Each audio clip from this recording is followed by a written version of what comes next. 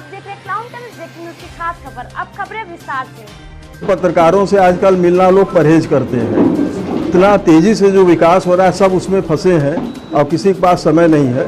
तो आज हम लोग किसी विशेष पर्पज से यहाँ मिल रहे हैं। और देखिए ये शहर जो है बड़ा बेजोड़ शहर है। जो आपको दिख रहा है वो शहर है नहीं। इसके कुछ इनविजिबल कंपोनेंट हैं, जैसे परंपराएं हैं, इसकी मान्यताएं हैं। तो हम तो अगर कहेंगे कि इस सेंचुरी में अगर कोई सबसे बड़ा विजनरी अगर इस शहर में आया है तो मैं पंडित मदन मोहन मालवीय को जानता हूँ। ये एकेडमिक्स का ये शहर रहा है। तो उन्होंने बड़े क्लेवरली काशी हिंदू विश्वविद्यालय की स्थापना की कि काशी का जो एकेडमिक डायमेंशन है वो मजबूत बना रहे। संगीत के माध्यम से, अन्य विद्याओं के माध्यम से, प्राच्य विद्या जो आपके हैं, आपका संस्कृत का जो ज्ञान है, उन सबों का संपोषण हो और ये शहर निरंतर अपने बढ़त को बनाए रखे। इधर देख रहे हैं दूसरे ढंग का विकास हो रहा है, उसका शहर से कोई मतलब नहीं है। और इसीलिए हम परंपराओं तक अपने को सीमित करते हुए 6 तारीख को हनुमत जयंती का आयोजन है। और ये मात्र हनुमत जयंती नहीं है, ये शहर का एक पुराना इतिहास, 500 वर्ष पुराना इतिहास सब समेटे हुए और उसका एक शोकेस है जो कि बड़े रूप में आपके सामने आएगा। तो 6 अप्रैल गुरुवार चैत्र शुक्ल पूर्णिमा के दिन हम लोग हनुमत जयंती मनाएंगे, जिसमें भक्तगण श्री हनुमान जी महाराज की विशेष श्रृंगार, झांकी, आरती, पूजन इत्यादि जो सुबह के समय होता है। और उस दिन जो आरती होगा, जो नियमित मंदिर का आरती का समय वो 4:30 बजे सुबह होता है। उस दिन थोड़ा विलम्ब से होता है, सूर्योदय के जस्ट पहले, मतलब लगभग वो 5:30 बजे के आसपास जब हल्की सी लालिमा होगी उसमें हनुमत जयंती हम लोग मनाएंगे। और इस अवसर पर उस दिन शहनाई वादन का सुबह कार्यक्रम होगा, ब्राह्मणों द्वारा रुद्राभिषेक, श्री रामचरितमानस का एकाह पाठ, सीता राम संकीर्तन, रामार्चा पूजा, वाल्मीकि रामायण के सुंदरकांड का पाठ जो कि हनुमान जी महाराज को श्रवण कराया जाता है। और शाम को रामकृष्ण मिशन के कीर्तन मंडलियों और जो आसपास के जितने बनारस जिले और मिर्ज़ापुर ऐसे आसपास की जितने इस तरह के मंडलियां हैं वो आके चैती पे रामचरितमानस का वो गान करते हैं पूरे रात। ये मतलब 12-1 बजे तक चलता है। सुबह के समय हनुमत ध्वजा ये कार्यक्रम बाद में जुड़ा है। तो लगभग 15 दिनों तक ये मारवाड़ी समाज के लोग हनुमत ध्वजा हनुमान जी महाराज को अर्पित करते हैं। तो कल उनका हनुमत जयंती के दिन वो अंतिम दिन होगा। उस दिन हनुमत वो ध्वजा वगैरह सब वहाँ पर वो करके और सभा विसर्जित करेंगे। उसी समय ग्रामीण क्षेत्रों से भी लोग आते हैं। एक दूसरा ग्रुप आएगा जो कि करीब 10 बजे के करीब मंदिर पहुंचेगा। उसमें संख्या भी बहुत ज़्यादा होती है, 40-50 हज़ार की भीड़ होती है। उसमें ग्रामीण महिलाएं, बच्चे सब उसमें शरीक होते हैं। तो ये हम कहेंगे मंदिर के प्रति आदर और जुड़ाव है लोगों का, तब ये सब चीज़ें चल रही हैं। तो ये हनुमत जयंती के अवसर पे पहले दिन का ये कार्यक्रम है। फिर उसके बाद सार्वभौम रामायण सम्मेलन जो 3 दिवसीय और ये 100वां अधिवेशन है। इसमें देखिए एक जो कथा की पद्धति है वो काशी से हम तो कहेंगे पर्टिकुलर संकट मोचन भी ये विधायक स्तर से डेवलप हुई है। गोस्वामी जी का स्थान रहा है।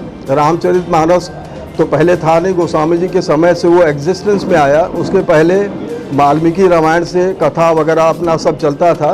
रामचरितमानस उसके बाद ही से स्थापित हुआ है। और ये जो कथा का मॉडर्न जो ये प्रयास है और जो स्वरूप है ये भी उसी मंदिर का देन है।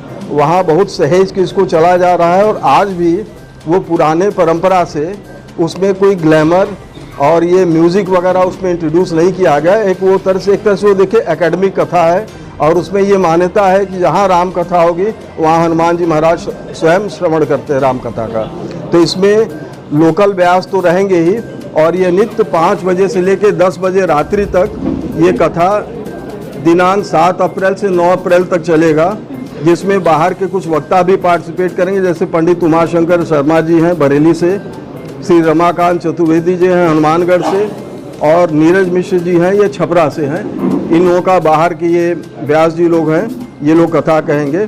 उसके बाद जो बहुप्रतीक्षित संगीत समारोह है वो 10 अप्रैल से शुरू होगा। और ये प्रतिदिन 7:30 बजे से शुरू होगा शाम को, और सुबह जब तक समाप्त नहीं होगा तब तक ये चलेगा, रात पर्यंत ये चलता है। और हम लोग अभी ये कभी संगीत समारोह सिर्फ एक दिन का होता था और इसका अगर सारा क्रेडिट हम देंगे ये बनारस के आर्टिस्ट का एक तरह से ये पार्टिसिपेट करके ये स्थापित किया गया है। हालांकि ये विधा गोस्वामी जी के समय से चला आ रहा है, लेकिन इसका जो ये मॉडर्न स्वरूप है ये लगभग 100 वर्ष पहले इनिशिएट हुआ था और आज एक दिन की जगह ये 6 दिन तक का हो गया। लेकिन इस बार चूँकि ये 100वां साल पूरा कर रहा है और हम लोग एकोमोडेट नहीं कर पा रहे हैं तो टेम्पररी फेज़ में 6 की जगह इस बार 7 दिन का करेंगे। उसके बाद भी हम एकोमोडेट नहीं कर पा रहे हैं। और देखिए ये केवल मात्र संगीत का नहीं है, ये हमारे शहर का एक महत्वपूर्ण डायमेंशन है। एक समय था कि बनारस में जो भी स्टार रहा है किसी भी फील्ड का तो वो बनारस का ही आर्टिस्ट रहा है। लेकिन दुखद ये है कि अभी आप 10-15 वर्षों में देखिए जो पुराने लोग गए बनारस से उनके जगह कोई फिर इमर्ज नहीं हो पाया। तो हम तो भगवान से ये भी प्रार्थना करेंगे कि ये जो यंग लड़के हैं ये अपने को स्थापित करें और बनारस की वही गौरवशाली परंपरा को फिर आगे लेकर चलें और मंच इसके लिए सतत प्रयास करता रहेगा। और ये देखिए सिंपल आपका प्रोफेशनल प्रोग्राम नहीं है, ये हनुमान जी के सानिध्य में होता है और कोई भी बड़ा आर्टिस्ट हम लोग तो अफोर्ड नहीं कर सकते उनका प्रोफेशनल फ़ी वगैरह देके, सब लालायित रहते हैं और इस मंदिर में आके अपना प्रोग्राम देते हैं। क्योंकि अगर आप प्रोफेशनल फ़ी देखिए तो 1-2 कलाकारों में ही आपका सब हो जाएगा समाप्त, उतना पैसा भी मंदिर के पास नहीं है। और हमारे यहाँ एक नियम है कि मंदिर कोई पैसा वगैरह किसी आर्टिस्ट के नाम पर या अपने लिए पैसा किसी से याचना नहीं करता है। अपना मंदिर का जो भी लोग समर्पित भाव से जो मंदिर में देते हैं पैसा, उसी पैसे से ये पूरा कार्यक्रम आयोजित होता है। इसका कहीं से फंडिंग वगैरह नहीं होता है। 3 का 3 ही दिन रह गया और ये 1 से 6-7 दिन तक चला गया। और हमको इस आजकल लोग ट्रामेटिक कंडीशन में आज जी रहे हैं, सबको मन है क्योंकि संगीत बहुत बड़ा उपचार है, आदमी को के लिए बड़ा सूदिंग फीलिंग करता है। जो भी स्ट्रेस कंडीशन में हो तो म्यूज़िक, हम तो बहुत लोगों हमसे मिलते भी हैं, कहते हैं हम लोग 6-7 दिन पूरा छुट्टी लेकर आके केवल संगीत सुनते हैं और पूरे साल भर का एक तरह से ऊर्जा एकत्रित करके फिर जाके हम लोग पूरे मनोयोग से काम करते हैं। तो इस बार हमारे ख्याल से हमने अभी देखा तो नहीं है, लेकिन इस बार के कार्यक्रम में करीब 20 से अधिक पद्म अवार्डी पार्टिसिपेट करेंगे। और ये लिस्ट आपके सामने है। ये 10 अप्रैल से पहला जैसे है भास्कर राज जी हैं, शहनाई दिल्ली से हैं, और ये डॉक्टर सुप्रिया शाह हैं, अपने म्यूज़िक फैकल्टी BHU की हैं। ये लोकल कार्यक्रम है। एक स्वर रतन शर्मा, इसके लिए हमसे मधुरा जी ने व्यक्तिगत अनुरोध किया था। ये पंडित जसराज जी का अंतिम शिष्य है। इसकी ट्रेनिंग हालांकि बहुत कम हुई, लेकिन जसराज जी ने इनको बहुत तैयार किया है। और ये रतन शर्मा जी के लड़के हैं, चिरंजीवी हैं, तो इनको इस वजह से बुलाया जा रहा है, उनका भी पार्टिसिपेशन होगा। फिर पद्मजा रेड्डी जी हैं, उनका कुचिपुड़ी नृत्य है। नागराज हवलदार जी हैं, ये पहले भी परफॉर्म कर चुके हैं। फिर ये मोइनुद्दीन खां साहब हैं, सारंगी के, इनको विजार्ड कहा गया है। और जितने भी आप सारंगी बड़े वादक को सुनेंगे कहीं न कहीं से यही गुरु मिलेंगे। ये इतने बड़े आर्टिस्ट हैं, जयपुर से आ रहे हैं। फिर आपके इस बार थोड़ा पंजाबी टच भी इसमें दिया गया। जसवीर जस्सी, ये पंजाबी फोक सिंगर है और इनका बड़ा ग्लैमर भी है, तो कहें कि हम भी इस बार आएंगे, आपका 100वां वर्ष है और रोकिएगा मत हमको एकदम मोस्ट वेलकम। तो वो भी इस बार पार्टिसिपेट करेंगे। तो इसमें देखिए हर तरह का टेस्ट भी दिया गया है, प्रयास किया गया है। उल्लास कसालकर जी, उनके साथ पंडित सुरेश तलवरकर जी हैं, फिर पूर्वायन चटर्जी हैं। हम तो ये पहला आर्टिस्ट देख रहे हैं पूर्वायन चटर्जी कि मैं आरती के बाद बजाऊँगा।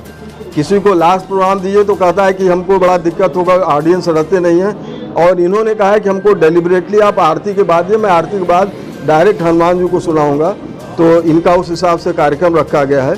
बाकी हम डिटेल सबका नहीं पढ़ेंगे, जो हाईलाइट करने वाले जैसे राशिद खान साहब हैं, आपके विश्व मोहन भट्ट जी हैं, और फिर यू राजेश और यल्ला वेंकटेश्वर राव। हमने यू राजेश से कहा था कि आप अपनी बड़ी कहे कि ऐसा है कि ये हमारे साथ तो बजाएंगे, अलग से बजाना तो बजाएं। तो लोगों का ऐसा निष्ठा है कि फिर हमको 2 कार्यक्रम रखना पड़ा। एक वो शिवमणि जी के साथ बजाएंगे, एक अपना व्यक्तिगत वो बजाएंगे जिसमें मृदंगम जो ट्रेडिशनल उनका परंपरा है उससे कार्यक्रम होगा। चौरा के राहुल रोहित मिश्र, ये भी टैलेंटेड बच्चे हैं और इनकी भी ट्रेनिंग गिरिजा देवी जी से हुआ है। तो ये सब बच्चे भी परफॉर्म करेंगे। और संजू साहे जो कि अब लंदन में हैं, और ये अगर बनारस में तबला आया तो इन्हीं के घराने से आया बनारस में। तो ये एक तरह से तबला के आइकॉन हैं और मंदिर ने इनका बहुत पोषण किया और ये इस समय सबसे यशस्वी तबला वादक हैं। अभी डिमांड जैसे आर्टिस्ट हुआ तो सब संजू साय को मांगते हैं। तो ये स्टेचर हम तो कहेंगे तबला में बनारस अभी भी अपना रंग जमाए हुए, लेकिन बाकी विधा में थोड़ा कमज़ोर हो रहा है, वो भी डायमेंशन ठीक होगा। चलिए, फिर रमा वैद्यनाथन है भरतनाट्यम, और एक है ठाकुर चक्रपाणी सिंह, ये मैहर घराने का गिटार बजाते हैं। इनका अभी 5 दिन पहले हमारे पास फ़ोन आया कि महन जी मैं गिटार लेके न्यूयॉर्क से आया हूँ और मैं बजाना चाहता हूँ। हालांकि हमारे पास जगह नहीं था, लेकिन अगर इतना श्रद्धा से अगर कोई आ रहा और बड़े आर्टिस्ट हैं तो इनको भी हम लोगों ने इनकॉर्पोरेट किया है, तो ये भी पहली बार यहाँ परफॉर्म करेंगे। फिर आपके अजय पोहनकर जी हैं, शाकिर खान साहब हैं, ये अपने इनके लड़के हैं खान साहब के, और फिर कौशिकी चक्रवर्ती हैं, आपके इंद्राजित मजुमदार हैं, फिर रोनू मजुमदार हैं। फिर अंतिम कार्यक्रम जो है ये नीरज पारिक जो पंडित जसराज जी के शिष्य हैं, और शुद्धशील चटर्जी ये कलकत्ता के संतूर वादक हैं। फिर 14 तारीख को हरिप्रसाद चौरसिया जी से कार्यक्रम शुरू होगा, और बाकी कार्यक्रम सब आप देख लें। इसमें आपके ज़्यादातर लोगों ने परफॉर्म किया। वेंकटेश कुमार के बारे में हम कहेंगे, इस समय सबसे ये भी पद्म अवार्डी और सबसे यशस्वी गायकों में इनका नाम है।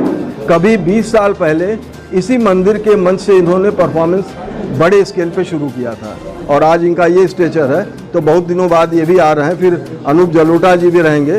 फिर एक है प्रभाकर दिवाकर कश्यप, ये कश्यप बंधु के नाम से मशहूर हैं, और राजन साजन के परंपरा में ये सबसे तगड़े गायक हैं इस समय।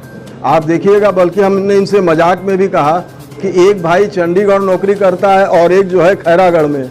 हम पे कैसे कोऑर्डिनेट करते करते भगवान कृपा से हो जाता है, लेकिन जहाँ गाते अभी भी साथ गाते हैं। दोनों अलग अलग से छुट्टी लेके आते हैं और एक साथ परफॉर्म करते हैं, तो ये भी भगवत कृपा है। फिर बसंत काबरा साहब भी आ रहे हैं, जो कि अच्छे सरोद वादक हैं, और ब्रजभूषण काबरा के भाई भी हैं, तो ये भी बहुत यशस्वी परंपरा से हैं। फिर एक आपको ये रूपवाणी कार्य संस्था है, जो वेमेश शुक्ला का टीम राम की शक्ति पूजा का जो मंचन करता, उनको भी स्थान दिया गया है इस बार। फिर ये एन राजम साहब अभी तक संकट मोचन मंदिर में परफॉर्म नहीं की थी, पता नहीं क्या हुआ कि हम इस बार बजाएंगे मंदिर में, तो इनको भी आदरपूर्वक हम लोग ने बुलाया है इनको। और अभी उनका करीब 85वां जन्मदिन मनाया गया, उन कार्यक्रम में भी हम गए थे। हमको देखकर ऐसी भाव विभल हुई, हम तो उनसे यहाँ तक कह दिए कि आज हमारे पिता जिंदा होते, आप ही की उम्र के थे, वो भी 85 वर्ष के आज होते, तो लगभग वो लोग समकालीन रहे। तो हम लोगों के लिए बड़ा गौरव की बात है कि राजन साहब भी ये पहली बार इस मंच से परफॉर्म करेंगी, और इनसे बड़ा कोई वायलिन में नाम नहीं है। फिर मालिनी अवस्थी जी भी यहाँ स्थान से जुड़ी हैं, वो भी परफॉर्म करेंगी। शाहिद परवेज़ खान साहब भी इस बार परफॉर्म करने जा रहे हैं। फिर जावेद अली, ये भी सिनेमा का बड़ा ग्लैमरस नाम है, और ये भी इस बार पहली बार परफॉर्म करेंगे। और देखिए, ये सब चीज़ जो है यंग लोगों को बहुत आकृष्ट करेगा। तो ये सब कहें कि हम तो शास्त्रीय संगीत गाएंगे, लेकिन अगर कुछ फरमाइश करेंगे मैं तो बचा नहीं पाऊंगा, कुछ हमको माफ़ करिए, हो सकता है हमको सिनेमा का भी गाना गाना पड़ जाए, तो वो भी संगीत परंपरा से ही है, तो उसको उसी विज़न से देखना चाहिए। क्योंकि ये देखिए, जिसके पास जो भी टैलेंट है वो अपने टैलेंट से ही भगवान का उपासना करता है, और हम लोग उसको रोक नहीं सकते हैं। और इसमें जो भी आर्टिस्ट आ रहे हैं, इसमें मैं सत्य बताऊं, किसी को मैं अपने मन से नहीं बुला रहा हूं। इसमें इतने बार परिवर्तन हुआ है, ये हम लोग मानते हैं। जिसको हनुमान जी का सुनना है जिनको, वो हनुमान जी अपना उसी निमित्त अपना कर देते हैं मैंने। तो हम लोग केवल बस मीडिएट करके चीज़ों को अरेंज करते हैं, वो भगवान जाने, और ये लोग क्या सुनाएंगे वही जाने। तो ये सतीश व्यास जी हमेशा आए हैं। फिर विदुषी कलापनी कोमकली, संजोग देखिए कि इनके पिता करीब 92 में यहाँ परफॉर्म किए, उसके बाद उनकी मृत्यु हुई। ये सबसे बड़े गायक रहे हैं, और इनका भी इस बार 100 वर्ष पूरा हो रहा है। उनकी बिटिया भी परफॉर्म करेंगी, तो हम लोग के लिए बड़ा ओकेजन है। फिर एल्ला वेंकटेश्वर राव जी का मृदंगम पे सोलो अपना बजाएंगे अलग से। फिर 16 अप्रैल को रतिकांत महापात्रा जी केलूचरण जी के लड़के हैं, ये हर वर्ष अंतिम दिन और पहला प्रोग्राम ये परफॉर्म करते, तो ये भी अपना नियम कायदा जारी रखे हैं। फिर पंडित राजेश्वर आचार्य जी अपने लोकल, हम लोगों के तो भाई नगीना यही लोग हैं, और वो संजोग से मोहल्ले के हैं, और हम थोड़ा उनसे लिबर्टी भी लेते, थोड़ा चिढ़ा भी देते हैं। तो ये उनका बड़प्पन है कि वो सब बर्दाश्त भी कर लेते हैं। तो कहे कि देखा हमारी उम्र हो गई, हम गाय वो नहीं अब, तो हम कहे कि थोड़ा समय गाइए और पहले के समय रखेंगे, थोड़ा अस्वस्थ भी हैं, तो उस लिहाज से हम लोगों ने थोड़ा शुरुआत में रखा है। फिर विश्वनाथ जी भी थोड़ा अपना प्रस्तुति देंगे, फिर एल सुब्रमण्यम, ये दक्षिण भारत में इनसे बड़ा कोई, और ये इंटरनेशनल आर्टिस्ट हैं, तो उनका भी परफॉर्मेंस है। फिर सोनू निगम एक बार आए थे मंच पे, तो कहे कि मंच इस बार मैं शास्त्रीय संगीत गा के और मंच की विशेषता मैं साबित करूंगा, लेकिन अगर ज़रूरत पड़ी, लोग अगर डिमांड करेंगे तो हमको गाने दीजिएगा थोड़ा और भी कुछ। तो सोनू निगम भी इस बार आ रहे हैं। अभी कल वो लंदन में थे, तो उन्होंने कल कंफर्म कर दिया कि हम एकदम आएंगे, और 15 या 16 को सुबह तक मैं हाजिर हो जाऊंगा बनारस, तो वो भी आ रहे हैं। फिर यंग आर्टिस्ट एक है एस आकाश, वो भी इसी मंच से क्रिएट हुआ है, इसमें बड़े स्केल पे ये भी ऑपरेट कर रहे हैं।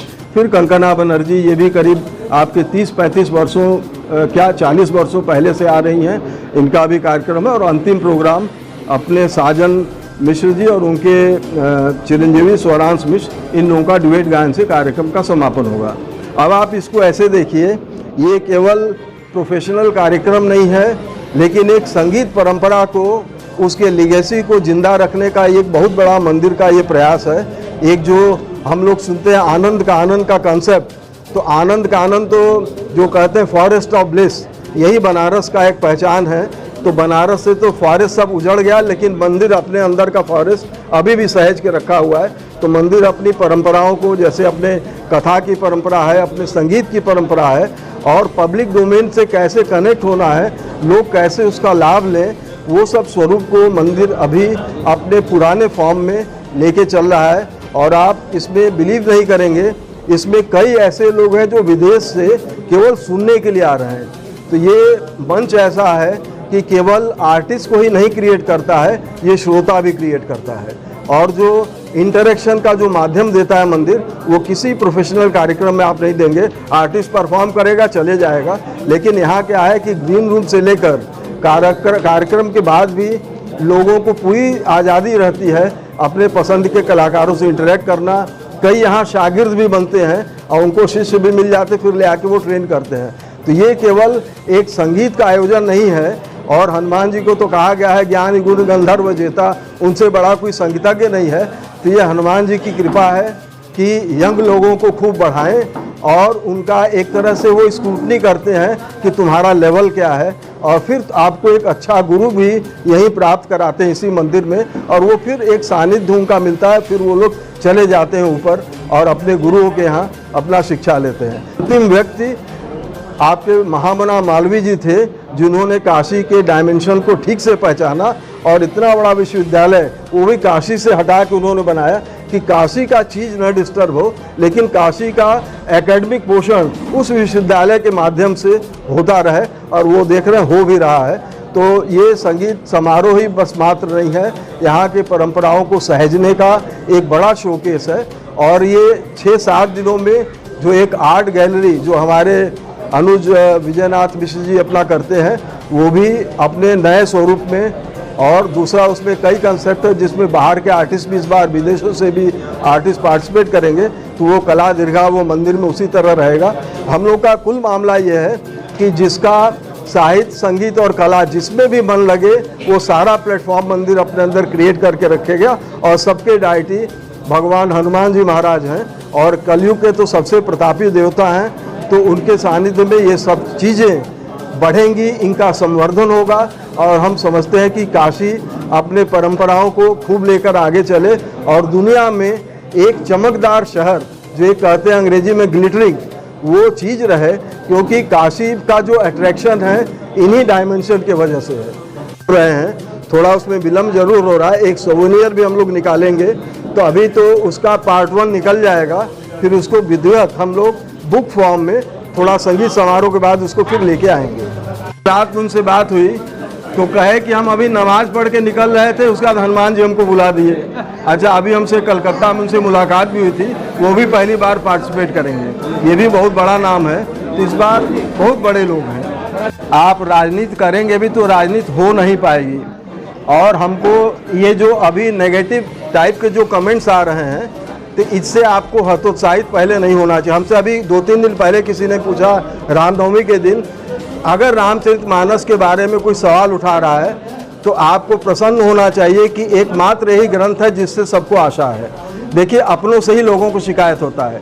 अगर किसी बात से उसको अगर समझ में नहीं आ रहा है तो ये आपके क्षमता पर निर्भर करता है। एक तो पक्की बात है वो रामचरितमानस पढ़ रहा है, पहली बात, और आपको उनको कन्विंस करना चाहिए किस कॉन्टेक्स्ट में कहा गया है, क्यों कहा गया है। हम समझते हैं कि लोग बहुत ही अडैप्टिव हैं और रामचरितमानस के बारे में कुछ लाइन जरूर है जो लोग ऑब्जेक्ट करते हैं।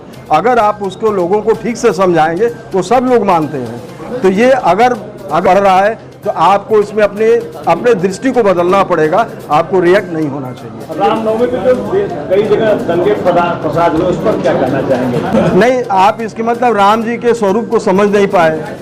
देखिए, राम जी हमारे यहाँ अयोध्या के राजा मात्र नहीं हैं। हमारे यहाँ सीधा कहा गया है कि वो परब्रह्म परमेश्वर है राम जी, सहज सबल साहिब रघुराजू। ये रामचरितमानस का लाइन, हमारा लाइन नहीं है।